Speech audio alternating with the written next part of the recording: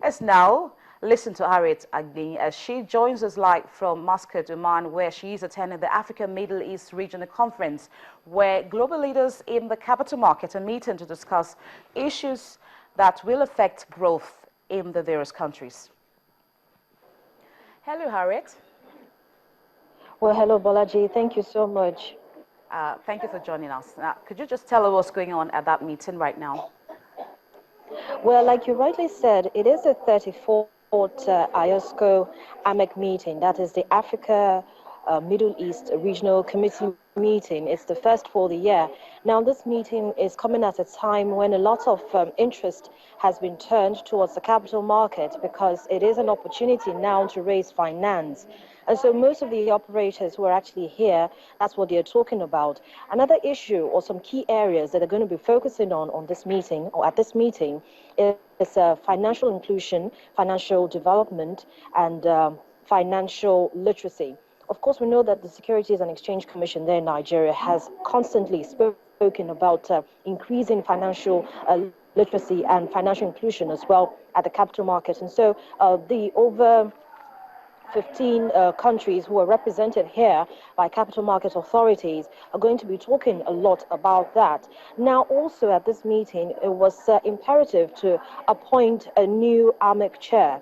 Of course, we know that the previous person who actually headed this committee was none other than Ms. Aruma Ote. So it was imperative that since she had resigned after a 2-year stint as chair of AMEC, well, it was imperative that somebody else was picked. And so nominations were actually submitted by the 22nd of January. And after consultations and after deliberations among the members, Mr. Munir Gwazo, who is presently the acting Director General of the Securities and Exchange Commission, was appointed as AMEC chair. So yes, Nigeria continues to head this very industrious body.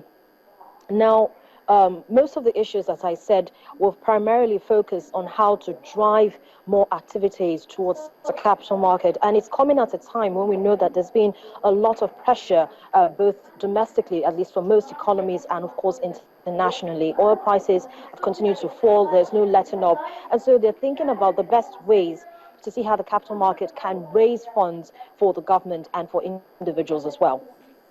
Okay, I know that it's going to be a long day for you. What do you think other discussions would center on as the meeting progresses? Okay, right now we're on lunch break, and so when they do come back, among the many things they're going to be talking about, as I already mentioned, are those key areas of focus. Another thing that's going to be happening is there's going to be a signing of an MOU between Nigeria's Securities and Exchange Commission and, of course, the Capital Markets Committee from Angola. There is no details as at now what the MOU is really going to be all about, but it's not unconnected to the fact that most of these countries look to Nigeria as a big brother, and so they're going to be wanting to tap into the various achievements that have been recorded by the Securities and Exchange Commission in terms of properly regulating the Nigerian capital market, as in what we've seen.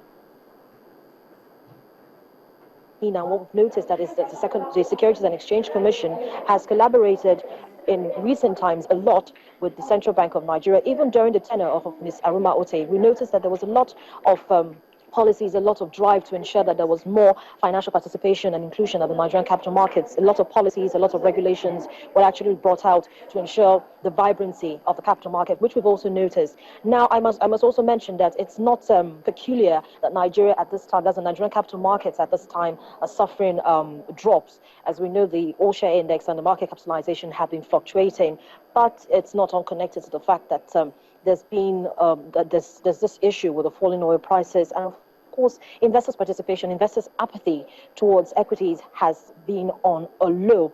Yes, with the programs that are coming up, there's more appreciation for the capital market, but not as much as what the regulators would really like. Of course, after lunch, we'll go back in and we're going to be talking more about ways forward. As I mentioned, financial literacy, financial development, and of course, financial inclusion is the top 3 on their agenda at this meeting.